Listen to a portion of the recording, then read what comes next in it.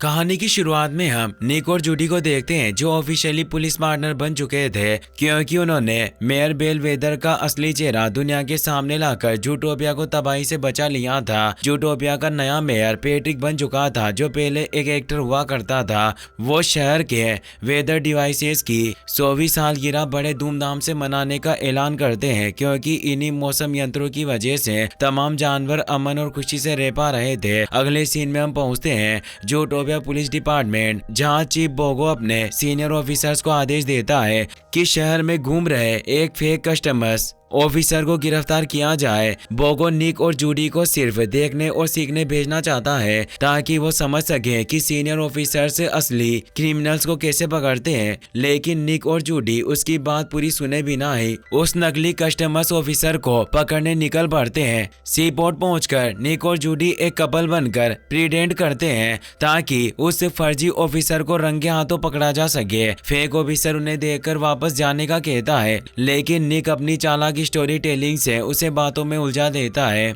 वो बताता है कि उसका बेटा बर्थडे पर बोट राइड की जिद कर रहा है और फिर वो उस ऑफिसर से ऑटोग्राफ मांगता है। इधर मौका पाते ही जूडी एक कंटेनर खोलने की कोशिश करती है, लेकिन ऑफिसर को जल्दी पता चल जाता है कि दोनों पुलिस वाले हैं और वो अपनी कार में बैठकर भाग निकलता है। निक और जूडी एक पीकी कार लेकर उसका पीछा करने लगते हैं। अब तक बाकी पुलिस ऑफिसर्स भी पहुंच चुके थे। काफी जद्दोजहद के बाद जूडी और निक छलांग लगाकर उसकी कार के अंदर घुस जाते हैं और आखिरकार कार रोककर उसे गिरफ्तार कर लेते हैं। लेकिन इसी अफरा तफरी में मौसम यंत्रों के निर्माता साइंटिस्ट की एक विशाल स्टैचू टूटकर गिर जाती है जिसे देखकर हर कोई दंग और गुस्से में था। आखिरी लम्हे पर जेब्रा ब्रदर्स पहुंचते हैं और चतुराई से उस पकड़े गए ऑफिसर को अपनी कार में डाल लेते हैं ताकि मीडिया और जनता को यह यकीन दिलाया जा सके कि उन्हीं ने उसे पकड़ा है। जूडी को फर्जी ऑफिसर की कार से एक रेप्टाइल स्किन और कुछ अजीब डॉक्यूमेंट्स मिलते हैं। वो हैरान थी क्योंकि रेप्टाइल प्रजाति तो जूटोपिया में रहती ही नहीं। वो फौरन ये बात चीफ बोगो को बताती है, लेकिन बोगो उसकी एक नहीं सुनता क्योंकि वो पहले ही निक और जूडी से नाराज था स्टैचू तोड़ने की वजह से। बोगो के आदेश पर निक और जूडी को एक वर्कशॉप अटेंड करनी पड़ती है जहाँ डॉक्टर फज भी उन्हें टीम वर्क सुधारने की सलाह देते हैं। बाकी पुलिस ऑफिसर्स उनका मजाक उड़ाते हैं, कहते हैं कि यह पार्टनरशिप बेकार है। पूरे शहर में हंगामा था कि कैसे इन दोनों ने साइंटिस्ट की स्टैचू तोड़ दी, लेकिन निक और जूडी इस शोर पर ध्यान नहीं देते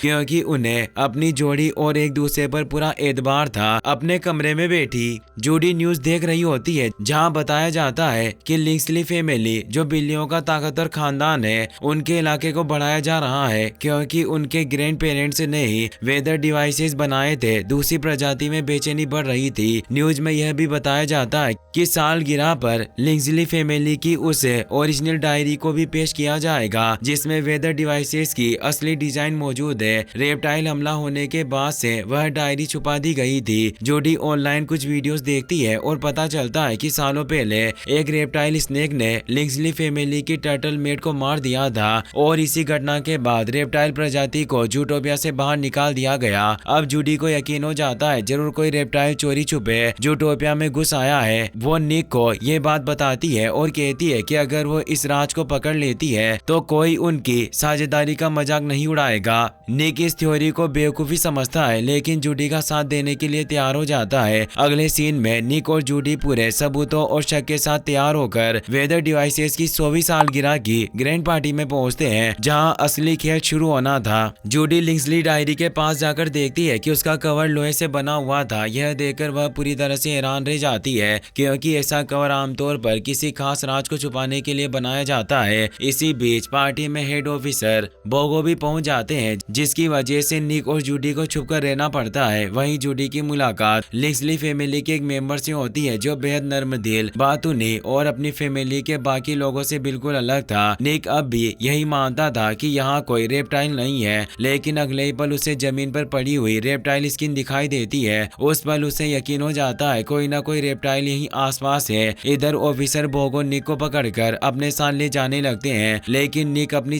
चालाकी का कमाल दिखाते हुए स्टेज की लाइट को घुमाकर एक नकाबपोश की तरफ मोड़ देता है और देखते ही देखते उसका पर्दा फाश हो जाता है। सभी दंग रह जाते हैं क्योंकि वो नकाबपोश कोई और नहीं बल्कि एक वाइपर स्नेक था। स्नेक तुरंत लिंक्सली फैमिली के हेड को और डायरी को अपने साथ खींचकर भाग निकलता है। उसे देखते ही पूरी पार्टी में हड़कंप मच जाता है। हर तरफ अफरा तफरी, चीखें और डर से भागते हुए जानवर स्नेक डायरी के साथ एक कमरे में घुसता है जहां जूडी उसका पीछा करती हुई पहुंच जाती है। वह उससे कहती है उसे मत मारो, प्लीज किसी को नुकसान मत पहुंचाओ। स्नेक जवाब देता है कातिल मैं नहीं, कातिल तो लिंक्सली फैमिली है और इस डायरी में उनका पूरा राज छुपा हुआ है। जूडी यह सुनकर और भी उलझ जाती है लेकिन उससे पहले कि वह कुछ समझे निक कमरे में पहुंचकर अचानक स्नेक पर हमला कर देता है और उसे बेहोश कर देता है। लिंक्सली फैमिली डायरी वापस ले लेती है और पुलिस को आदेश देती है कि स्नेक को मार दिया जाए। जूडी को यह सब काफी अजीब लग रहा था, कुछ न कुछ जरूर छुपाया जा रहा था। होश में आते ही घबराहट में स्नेक गलती से चीफ बोगो को काट लेता है जिससे बोगो बेहोश होकर गिर पड़ते हैं। पुलिस ऑफिसर से स्नेक को मारने के लिए झपटते हैं लेकिन निक और जूडी किसी तरह उसकी मदद करते हैं और स्नेक खिड़की से बाहर कूद जाता है। नीचे पहले से ही एक रहस्यमय गाड़ी उसका इंतजार कर रही थी जो स्नेक को अपने साथ लेकर गायब हो जाती है। अब खतरा निक और जूडी पर भी था इसीलिए वह दोनों डायरी उठाकर नीचे कूद जाते हैं जहां मिस्टर बी के आदमी उन्हें संभाल लेते हैं और गाड़ी में बिठाकर सुरक्षित जगह ले जाते हैं। उधर लिंक्सली फैमिली मेयर पर दबाव डालती है कि किसी भी तरह जूडी और निक को पकड़कर डायरी वापस लाई जाए। पूरे शहर में अब सिर्फ यही चर्चा थी कि जूडी और निक ने स्नेक का साथ देकर जूटोपिया से गद्दारी की है। मिस्टर बिग उनकी जान बचाने के लिए उन्हें नकली पासपोर्ट देकर किसी दूसरे इलाके भाग जाने का रास्ता बताते हैं लेकिन जूडी भागना नहीं चाहती थी, वह सच जानना चाहती थी क्योंकि स्नेक ने कहा था कि वह यह सब अपनी फैमिली के लिए कर रहा है और किसी को मारने का उसका इरादा नहीं था। जूडी की बात सुनकर मिस्टर बिग उन्हें बीवर से मिलवाते हैं क्योंकि रेप्टाइल्स तक पहुंचने में वही मदद कर सकता था। बीवर थोड़ा मजाकिया था लेकिन फिर भी निक और जूडी उसके साथ निकल पड़ते हैं। वह उन्हें बेहद डरावने, खतरनाक और तंग रास्तों से ले जाता है, एक ऐसी जगह जहां सिर्फ समुद्री जीव और रेप्टाइल्स रहते थे। रेप्टाइल्स और सील्स को एक साथ देखकर निक और जूडी की आंखें फटी रह जाती है। बीवर उन्हें एक कमेलियन के पास ले जाता है जो मेहमान नवाजी में उन्हें अर्थवर्म खाने के लिए देता है। डर के मारे निक और जूडी किसी तरह वह अर्थवर्म निगल लेते हैं और इसी पर कमेलियन और बाकी रेप्टाइल्स उनका मजाक उड़ाते हैं। कमेलियन बताता है डायरी को लोहे के कवर में इसलिए बंद किया गया है क्योंकि उसकी असली डिजाइन सिर्फ एक रेप्टाइल स्नेक ही देख सकता है। वह यह भी बताता है कि लिंक्सली फैमिली की टर्टल मेट की हत्या के बाद कैसे पूरे रेप्टाइल समाज को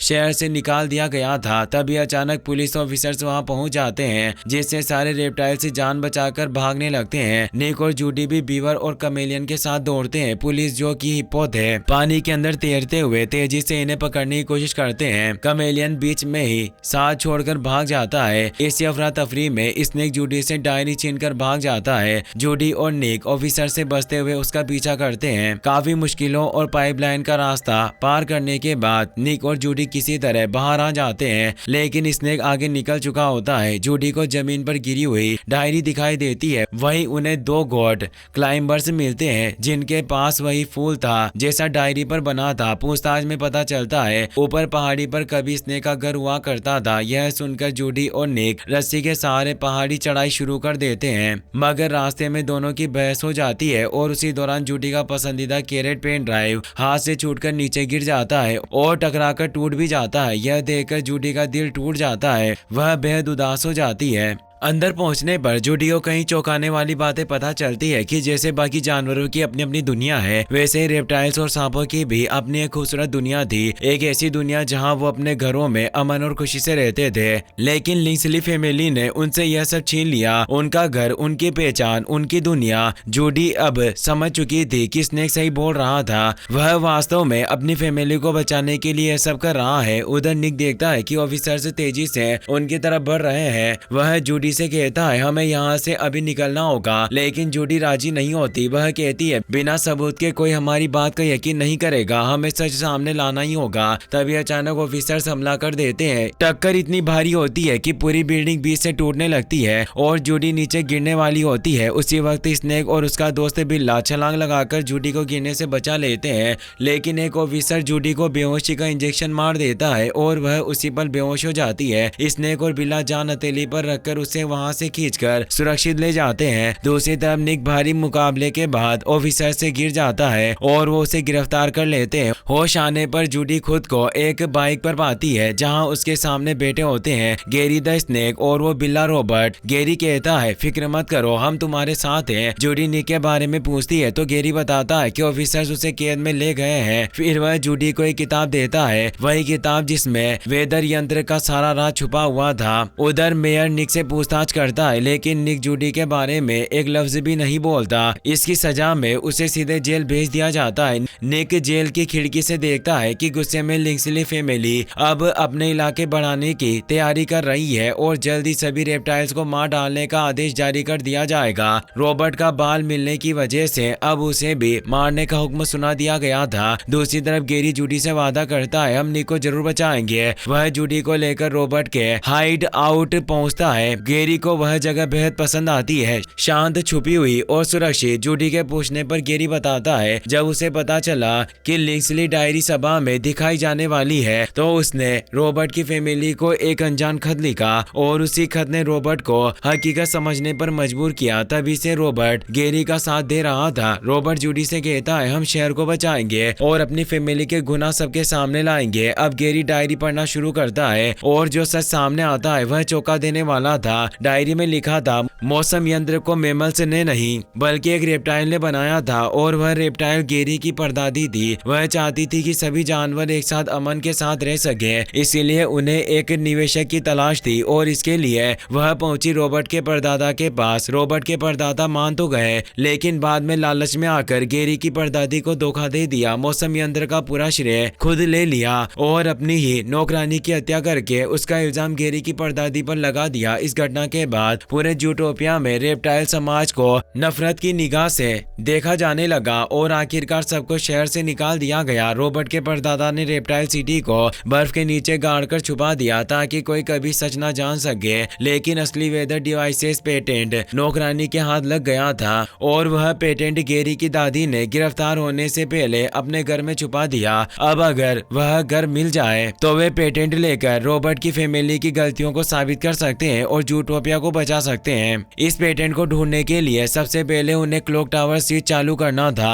जो कभी रेप्टाइल सिटी में हुआ करता था। इसीलिए तीनों वेदर यंत्र की तरफ बढ़ते हैं क्योंकि उसी के भीतर से रेप्टाइल सिटी का छुपा हुआ स्विच चालू हो सकता था। लेकिन दूसरी ओर रॉबर्ट के फोन की लोकेशन ट्रैक होकर ऑफिसर से उनके पीछे भेज दिए जाते हैं। जेल में निक की मुलाकात उसके पुराने दुश्मनों से होती है। बीवर उससे पूछता है तुम इतना परेशान क्यों हो? निक धीमी आवाज में कहता है जब मैंने जूडी से कहा कि इस केस के लिए जान दांव पर नहीं लगानी चाहिए तो उसने कहा कि हम एक दूसरे से बिल्कुल अलग हैं और शायद साथ नहीं रह सकते। निक की आंखें भर आती है, मैं जूडी को खोना नहीं चाहता।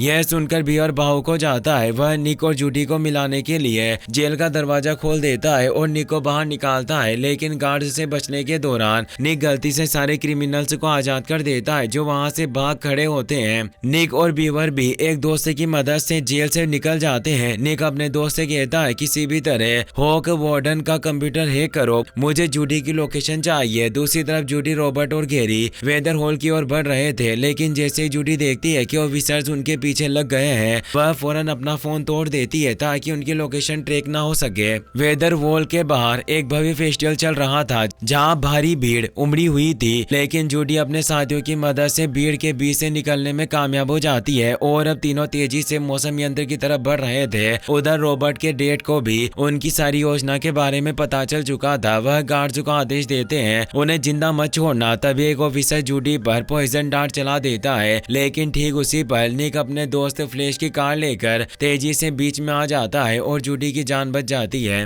जूडी, गेरी और रॉबर्ट मौसम यंत्र के अंदर पहुंच जाते हैं, लेकिन दरवाजा बंद हो जाता है और निक बाहर ही रह जाता है। अंदर जाकर जूडी अपने दोस्तों की मदद से रेप्टाइल सिटी के क्लॉक टावर का स्विच ऑन कर देती है। बर्फ में दबा हुआ ब्लॉक टावर अब लाइट की वजह से दिखाई देने लग जाता है और सभी खुशी से झूम उठते हैं, लेकिन मौसम यंत्र सक्रिय होने की वजह से बाहर खड़े निक को भारी समस्या हो रही थी। ठंडी हवाएं, बर्फीले तूफान। जूडी उसे देखकर बेचैन हो जाती है। तभी सही वक्त पर बीवर दरवाजा खोल देता है और निक अंदर आकर बच जाता है, लेकिन जैसे ही निक अंदर आता है रॉबर्ट अचानक जूडी के पास पहुंचता है और उसे पॉइजन इंजेक्शन मार देता है। गेरी यह देखकर रॉबर्ट पर हमला करता है, लेकिन रॉबर्ट उसे बाहर बर्फ में फेंक देता है ताकि वह ठंड से जम जाए। रॉबर्ट कहता है, घर में कोई मेरी इज्जत नहीं करता, इसीलिए मैं मौसम यंत्र के ओरिजिनल पेपर जला दूंगा, तभी सब मुझे मानेंगे। जूडी उसे कहती है, अपने फैमिली की तरह मत बनो, तुम उनसे अलग हो। रॉबर्ट शांत होकर जवाब देता है, मैं फैमिली से अलग बनना ही नहीं चाहता। इसके बाद वह बीवर को भी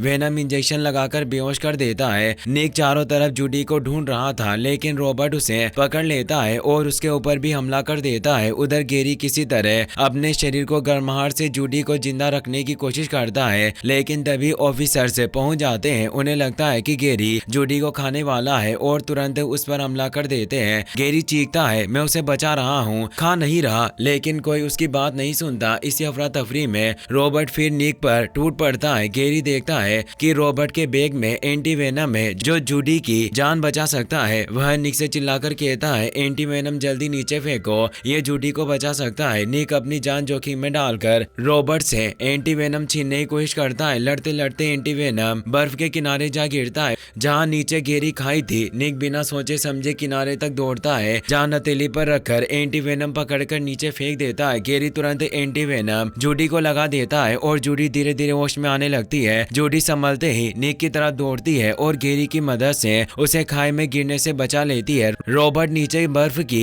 गेरी खाई में गिर जाता है। बीवर को भी गेरी इंजेक्शन लगाकर होश में ले आया था। निक और जूडी एक दूसरे को देखकर मुस्कुरा देते हैं। उनकी आंखें कह रही थी, हम साथ ही ठीक है और साथ ही रहेंगे, लेकिन खतरा अभी खत्म नहीं हुआ है। रॉबर्ट अभी भी जिंदा है और ओरिजिनल पेमेंट पेपर जलाने रेप्टाइल सिटी की तरफ भाग रहा था। जूडी, निक और बाकी दोस्त उनके पीछे निकल पड़ते हैं। रास्ते में रॉबर्ट को उसके पेरेंट्स मिलते हैं जो गुस्से में उस पर चिल्लाते हैं कि वह जूडी का साथ दे रहा था। रॉबर्ट कहता है, मैं साथ नहीं दे रहा था, मैं बस दिखावा कर रहा था। अब मुझे पता है कि ओरिजिनल पेपर्स रेप्टाइल सिटी में छुपे हुए हैं और मौसम यंत्र बनाने वाली गेरी की ग्रैंड मदर थी। अगर मैं उन पेपर्स को जला दूं तो हमारी फैमिली फिर से सुरक्षित हो जाएगी। मेयर भी वही था, लेकिन रॉबर्ट का डैड उसे चुप रहने का आदेश देता है। तभी बीवर और उसके साथी भी वहां पहुंच जाते हैं। स्नेक और बीवर रॉबर्ट की फैमिली से लड़ने का फैसला करते हैं और निक तथा जूडी रॉबर्ट को रोकने निकल पड़ते हैं। निक और जूडी एक ट्रक की मदद से रॉबर्ट तक पहुंच जाते हैं। उनके बीच जबरदस्त लड़ाई होती है। रॉबर्ट दोनों पर भारी पड़ने लगता है, लेकिन तभी गेरी और बीवर पहुंचते हैं। दोनों मिलकर रॉबर्ट को काबू करते हैं और रस्सियों से बांध देते हैं। उधर मेयर भी रॉबर्ट की फैमिली का सच जान चुका था। वो सच्चाई का साथ देता और उनकी धुलाई कर देता है। गेरी अपने दोस्तों को अपने पुराने घर ले जाता है, जहाँ खूबसूरत, रंगीन, प्यारी सी और रेप्टाइल सिटी बर्फ के नीचे छुपी थी। हर कोई देखकर दंग रह जाता है। गेरी घर के अंदर की चीजें देखकर भावुक हो जाता है। अपने बचपन की यादें उसके सामने तैरने लगती है। वहीं उन्हें गेरी की परदादी का बनाया हुआ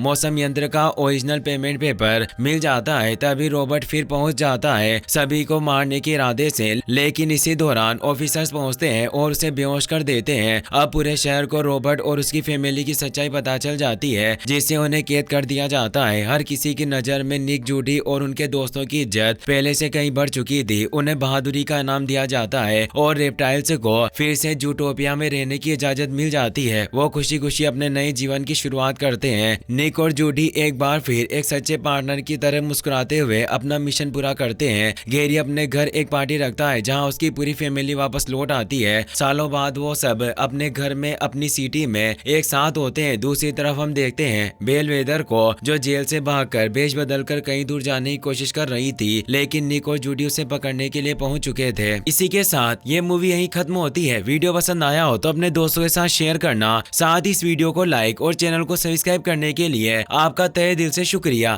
थैंक्स फॉर वॉचिंग।